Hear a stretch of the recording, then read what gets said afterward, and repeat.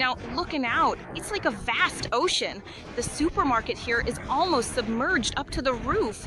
These warehouses have all collapsed, and in our village, the water has already reached the first floor. Do you see that? Do you see that? It's already flooded up to here, up to the roof. Everyone, sit tight, take safety precautions, and evacuate to the second floor.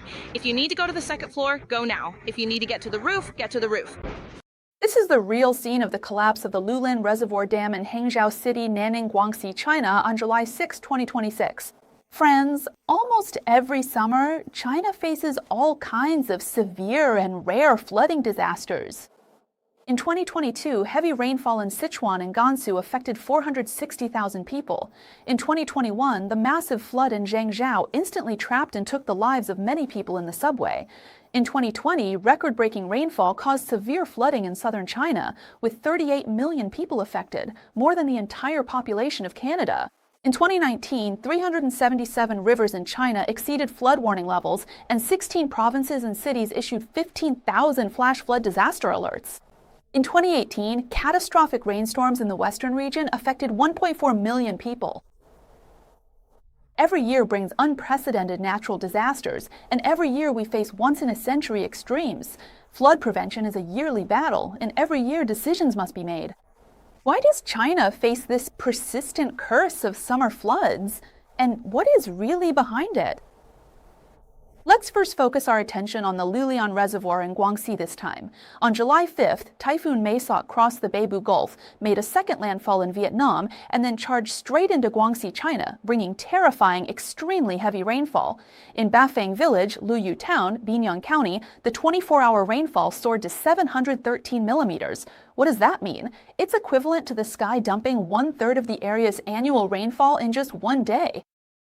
It all poured down at once. In Nanning, the records for 3-hour, 6-hour, 12-hour, and 24-hour rainfall were all broken overnight.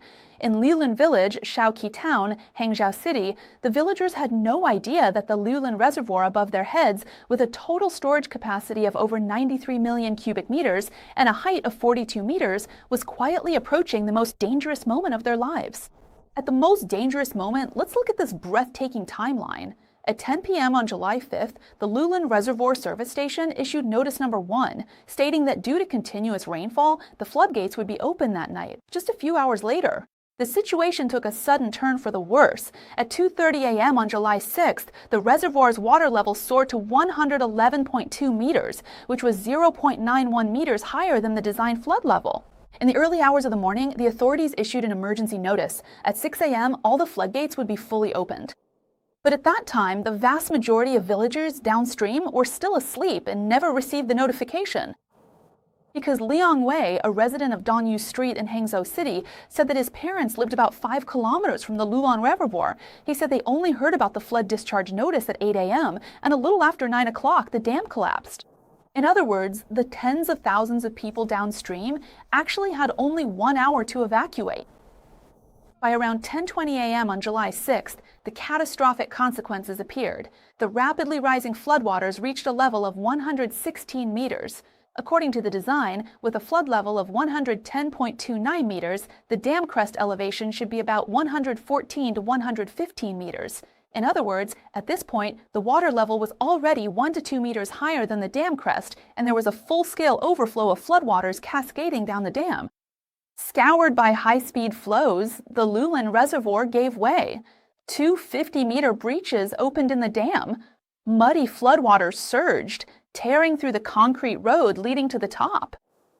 According to Mr. Ban from Yapo Village, who was interviewed by Jianmian News on the 7th, the Liulan Reservoir didn't collapse just once, but breached twice in succession.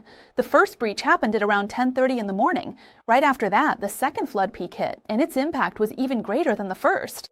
The gate and the entire wall in front of his house were completely swept away by the flood. Many houses along the road were not just flooded, but completely flattened by the water. Pay attention, not just flooded, but flattened. Just imagine the force of that impact. Local elders in their 90s told reporters that in their whole lives, they had never seen water on such a massive scale. From multiple videos shot by people at the scene, you can see that many people were swept away by the raging floodwaters and carried downstream. Looking into the distance, you could see many heads bobbing up and down on the water's surface, and some people were calling for help. The scene was extremely tragic. And among those heads in the water was a 15-year-old boy named Gan Changnan, a recent junior high graduate from Yunbiao town. On the morning of the 6th, he and his uncle left home riding an electric bike. When they reached a section of National Highway 209, they were suddenly swept away by the surging floodwaters. Since then, he went missing. That afternoon, his sister, Miss Gunn, was unable to reach her family and could only call the police in tears. And failings like theirs are not uncommon, even in the 5th production team of Yapo Village, which has only 300 or 400 people. According to preliminary statistics, 12 people are missing, and that's just from the Liulan Reservoir. On the same morning, the Yunbiao Reservoir, Shanchashui Reservoir, and Chaiyan Reservoir and Hangzhou City all experienced dangerous situations. The top of the dam at Luang Reservoir in Binyang County was also overtopped by water, and the entire Yunbiao Dam was submerged. In Nankang Village, which is 8 kilometers from the Liulan Reservoir, floodwaters reached the village entrance at 7:30 in the morning. Just 1 hour later, the water had already flooded the first floor of the houses in the village. In other words, in just 1 hour, the water level in the village rose by a full 4 meters. This village has 6,390 residents. At noon on the 7th, the village party secretary told reporters via text message that nearly 1,700 people were still stranded by the floodwaters and were in urgent need of food and drinking water. Their cell phones were also about to run out of battery. Meanwhile, on Shiziling, the mountain behind Yapo Village where the Liulan Reservoir breach occurred, a scene reminiscent of World War II refugees unfolded because the originally designated relocation area had been destroyed by the subsequent flood surge. Over 1,000 villagers had no choice but to climb up Shiziling, ranging in age from infants just a few months old to elderly people in their 80s and 90s. But there were no shelters from the rain on the mountain, so everyone was soaked, waiting from morning until late at night without receiving any food or water. Children started to develop fevers. An elderly person was bitten by a snake that had escaped from a downstream farm. Because there was no medicine, they could only wait helplessly. The batteries in their flashlights were already dead, and their phones were running out of power too. The road down the mountain had long been completely blocked by fallen trees and landslides. Villagers told reporters that the real situation was much worse than what was shown in the videos. A lot of people had been swept away. Seeing this, you might sigh and think, this typhoon was just too powerful. Even the reservoir couldn't withstand it. But some observant netizens dug up a photo taken on June 16th last year. In that photo, there were already obvious signs of subsidence on the top section of the Liulan Reservoir Dam. In other words, the hidden danger that led to today's dam collapse at Liulan Reservoir had already started to show a year ago. But for an entire year, no one did anything about it. My friends, this is what's happening now in Liulan, Guangxi, China. But is this flood really just the typhoon's fault? Why does the same story seem to play out almost every year across China? Zhengzhou in 2021, Poyang Lake in 2020, 377 rivers in China in 2019, the Western region in 2018, Wuhan in 2016, and even earlier, the Banqiao Dam disaster in Henan in 1975. These are all part of the same script. It's never changed. Only the place names and years keep getting swapped out. But why is that? The answer lies hidden in a carefully covered-up chapter of the Chinese Communist Party's 70-year history, and the very first brick of that history was laid in 1958. That year, construction began on the Liulan Reservoir, and 12 years later, in 1970, its main structure was completed. What kind of year was 1958? It was the era of the Great Leap Forward, the time when, as bold as a person dared to be, that's how much land they'd try to cultivate. It was the era of striving to finish tough projects in just 3 months, when political progress was prioritized over engineering quality, even if it meant sacrificing the latter. And the Liulan Reservoir is a product of that era. What's more, it's a homogeneous earth dam. What does that mean? It means the entire dam relies mainly on compacted soil to prevent seepage and to withstand pressure. This kind of dam has a fatal weakness. As soon as water flows over the top, the fast-moving water will strip away the soil of the dam layer by layer. It can go from a small gully forming on the slope to the entire breach widening in just a matter of tens of minutes. According to the normal design lifespan of a dam, it's usually 50 years. But the Liulan Reservoir is already 66 years old this year, well past retirement age, yet it's still in use. How is it still being used? We'll talk about that later. Its use during the non-flood season is actually what led to its collapse today. In 2019, Tian Yitong, director of the Department of Flood and Drought Disaster Prevention at the Ministry of Water Resources of the Chinese Communist Party, personally admitted at a regular State Council press conference that out of more than 98,000 reservoirs in China, over 66,000 had previously been classified as dangerous or problematic. In addition, there are more than 16,000 reservoirs that are currently considered dangerous, bringing the total to 82,000, which accounts for 84% of all reservoirs in China. In other words, on average, 8 out of every 10 reservoirs in China are classified as dangerous or problematic. And most of these reservoirs are siblings of the Liulan Reservoir. They were products of the Great Leap Forward era, built in a rush. Back then, to meet political deadlines, the designs were incomplete, surveys were insufficient, materials were skimped on, and floodgates were installed only if they happened to be available. Now, all these reservoirs have reached the end of their service life, and some are even operating well past their intended lifespan. Actually, the investigation and statistics on dangerous and problematic reservoirs really began with an incident, the 1975 Banqiao Dam failure.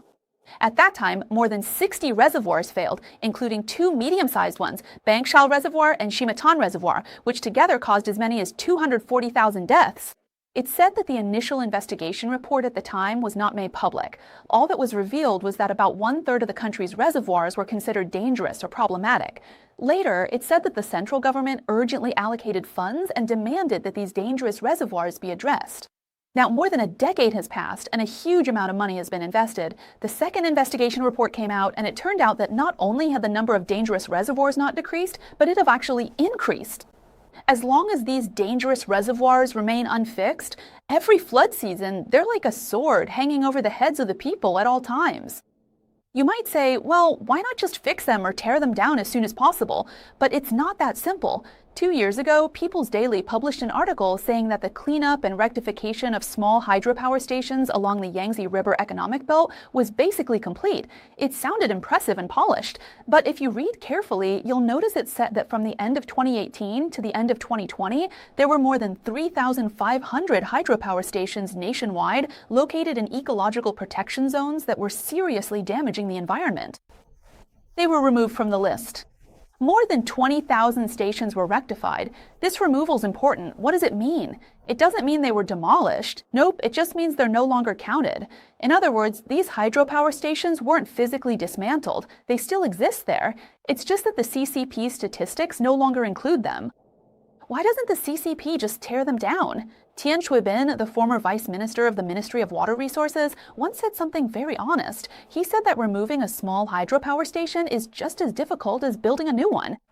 There are technical reasons, but even more so, there are economic obstacles. The most critical issue with China's reservoirs is that they have never been purely flood control projects. To control flooding, the reservoir's water level must be kept low. That way, when the flood season is severe and there's a lot of rain, the reservoir has enough empty space to hold the floodwater or reduce the flood peak. Then, the reservoir stores the water and releases it during the dry season for irrigation, serving both flood control and drought relief purposes. But reservoirs in China aren't just built for flood control and drought release. On the contrary, they serve many purposes, including power generation, irrigation, aquaculture, and even as tourist attractions, among others. But in this way, the goal of flood control ends up completely contradicting the other objectives. Why is that? As we just mentioned, for flood control, the reservoir's water level needs to be kept low. But when the water level is low, it's impossible to achieve the goals of power generation, irrigation, or aquaculture. In 2016, heavy rain in Guangxi caused the Bintian Reservoir on the Bintian River, a Changjiang tributary, to discharge, flooding several villages and displacing nearly 20,000 residents. The reservoir also supports fish farming.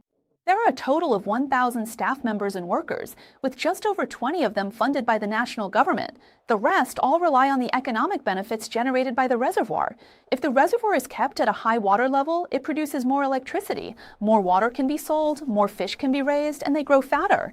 As a result, the income of the reservoir staff and workers is higher. Another example is the Zinanjiang Reservoir in Hongjiang, Zhejiang, which is meant to serve tourism. When the water level is high, it's called the Qiandao Lake tourist area. If the water level is low, then there's no scenery and naturally no tourism value. So the water level has to stay high. There are many more reasons like this. Another point worth mentioning is that hydropower is China's second largest energy source, second only to coal, and hydropower accounts for almost 1/5 of China's total energy production.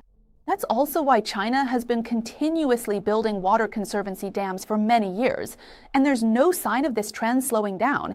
In order for the many reservoirs to create better economic benefits and achieve goals like power generation, irrigation, aquaculture, tourism, and so on, the water level must be kept high. And the higher, the better. So when you look at China's reservoirs, you can see that as flood control projects, they need to keep water levels low, but as economic projects, they have to keep water levels high. How do they resolve this contradiction? Most of the time, they operate according to economic needs and only scramble to lower the water level when a typhoon is coming. And the result of scrambling at the last minute is exactly what happened at the Liulan Reservoir. The first warning was issued at 10 p.m. By 2:30 a.m., the water level had already been exceeded. At 6 a.m., they fully opened the floodgates, and by 10:20 a.m., the dam had collapsed. A calm and orderly release turned into a desperate emergency discharge. The villagers downstream are always the last to know. So what do you do when the situation becomes so critical that even the dam itself is in danger and could collapse at any moment? In 2016, the Liulan Reservoir near Wuhan, Hubei, which was also built during the Great Leap Forward era, faced heavy rainfall.